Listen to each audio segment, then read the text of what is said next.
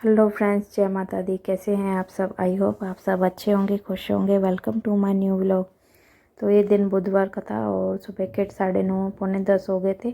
दोनों बच्चे भी चले गए थे स्कूल और जानवी के पापा भी चले गए थे और उनके दादा भी चले गए थे। तो उनको भी मैंने नाश्ता दे दिया था, सुबह की चाय वगैरह नाश्ता ये सब हो गया था। और फिर मैंने मशीन भी बाहर लगा दी थी और मुझे फिर बस ये आ गई थी मैं रूम में क्लीनिंग के लिए।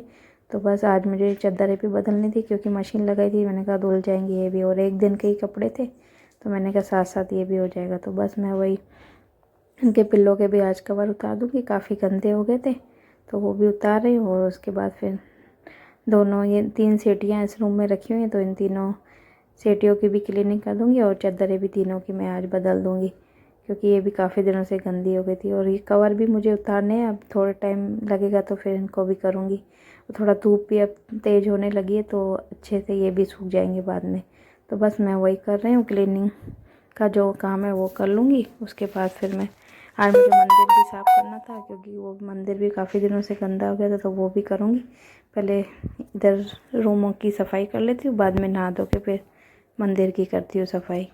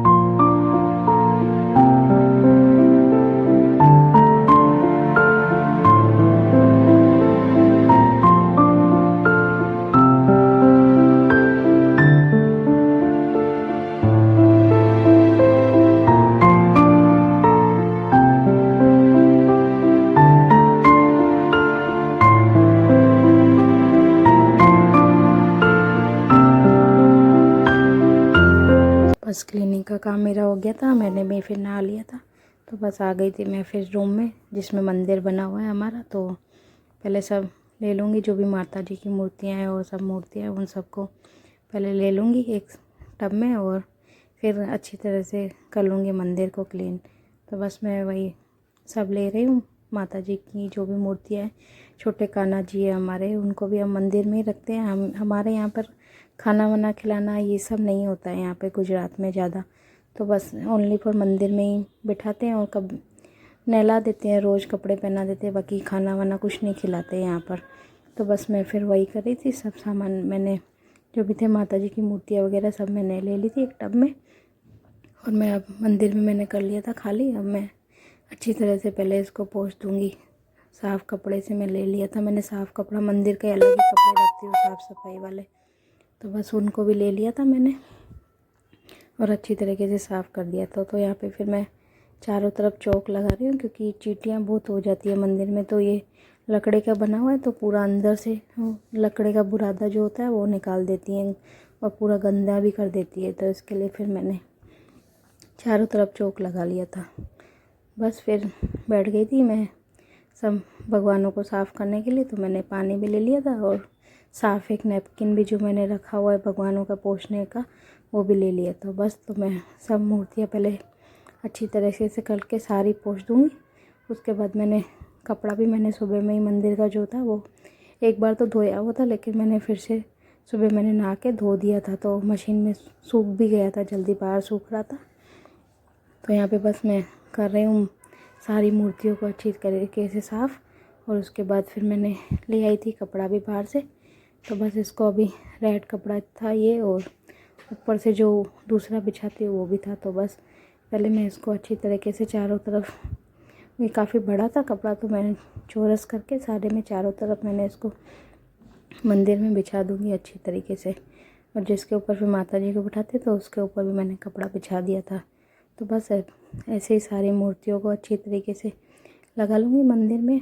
और इधर ऊपर भी लाइटिंग वाला भी हमने लगवा रखा है भाई मंदिर में जलता रहे। तो बस तो यहाँ पहले सबसे पहले मैंने चेयर माता की, जो मेरे ससुर बहुत ज़्यादा मानते हैं, हम सब भी मानते हैं, तो पहले मैं सबसे बड़ी वो लगाती थी, जो भी छोटे छोटे माता जी की मूर्ति थी, लक्ष्मी माँ या और भी सब थे देवी देवता, उनको भी मैं अच्छी तरीके से अपनी जगह पे अच्छी तरीके से लगा दूँगी।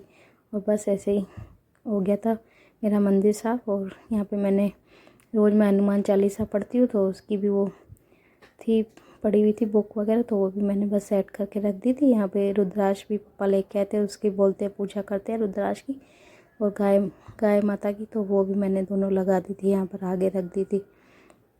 तो बस मंदिर साफ़ हो गया था। दिन को फिर हमने खाना वाना खा लिया था, रात का भी खाना हो गया था।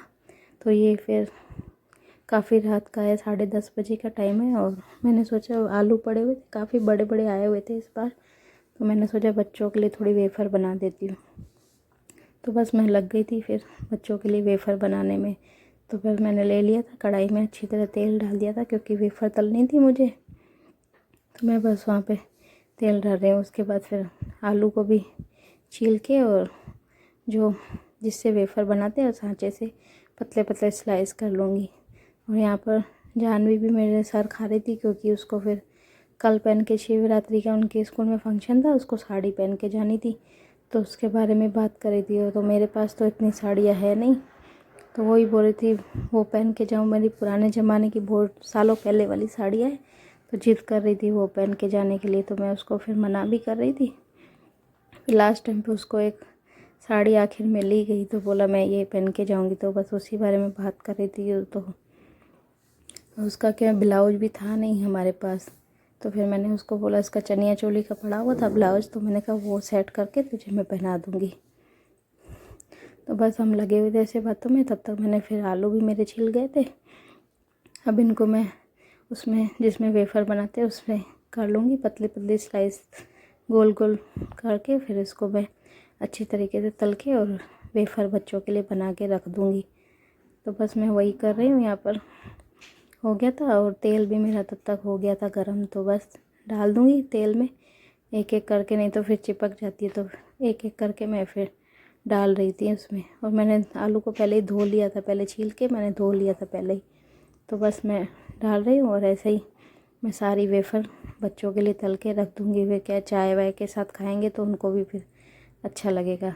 तो बस मैं यही काम कर रही थी। उधर जानवी भी अलग अलग वो लगा के मुझे दे रही थी, अलग अलग डिज़ाइन, भाई दूसरी दूसरी डिज़ाइन बनाओ। तो बस मैं भी फिर मैंने सोचा चलो ट्राई करते हैं, तो मैं भी फिर कर रही थी। पहले तो मैंने सिंपल ही बनाई थी, फिर थोड़ी सी मैंने जो डिज़ाइन वाली होती है वो भी मैंने थोड़ी फिर बना दी थी उनके लिए। तो बस यही कर रही हूँ। और थोड़ी आज पता नहीं क्यों लाल हो रही थी, वैसे तो मेरी वेफ़र लाल होती नहीं है, पर आज पता नहीं आलू की वजह से पता नहीं क्यों लाल हो रही थी थोड़ी। तो बस वही तल रही हूँ। उसके बाद फिर मैंने सोचा कि वेफ़र तो मैंने तल दी थी, उसके बाद मैंने सोचा थोड़ा उनके लिए नमकीन भी बना देती हूँ। तो फिर वेफ़र तलने के बाद फिर मैंने उनके लिए मकई का चिवड़ा भी पड़ा हुआ था थोड़ा सा, तो बस उनको भी मैंने फिर बाद में तल लिया था। तो यहाँ और नमकीन उनके लिए बच्चों के लिए फिर बना के मैंने रख दी थी। तो बस ऐसे ही बच्चों के लिए तो करना ही पड़ता है, क्या करे। उनको फिर मेरे बच्चों को तो भूख भी ज़्यादा ही लगती है, क्योंकि स्कूल से आते तो भी खाना उनको वैसे ही कम पसंद है। तो बस यहाँ पे मैंने वेफ़र का तो मेरा सारे हो गए थे, और अब मैं नमकीन की उसके बाद मैं तैयारी करूँगी। और ये जानवी तो कंटिन्यूसली मेरा सर खाए जा रही थी। तो बस मैं कर लेती हूँ अपना काम।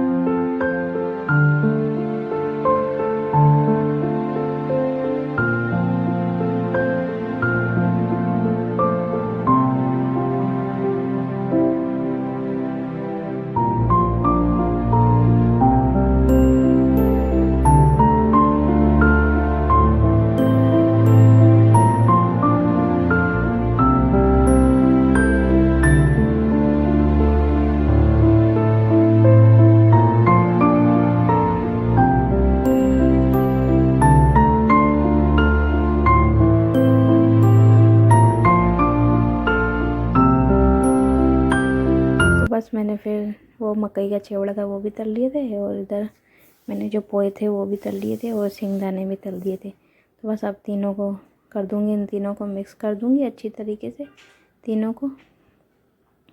और उसके बाद फिर मैं इसमें जो भी मसाले डालने, ज़्यादा तो कुछ नहीं, नमक, हल्दी और मिर्ची डालूँगी, और नॉर्मल सी खाली शुगर डालूँगी। तो इधर मेरे को मकई के चिवड़े थोड़े बड़े बड़े लग रहे थे, तो मैंने हाथों से उनको थोड़ा सा तोड़ के और छोटा कर दिया। और यहाँ पे बस फिर मैं डाल रही थी नमक, और इधर मैं फिर इसमें थोड़ी हल्दी डाल दी थी मैंने, और इधर मिर्ची भी अब मैं डाल दूँगी। और बस इनको कर लूँगी अच्छी तरीके से, हाथों से मिक्स कर दूँगी।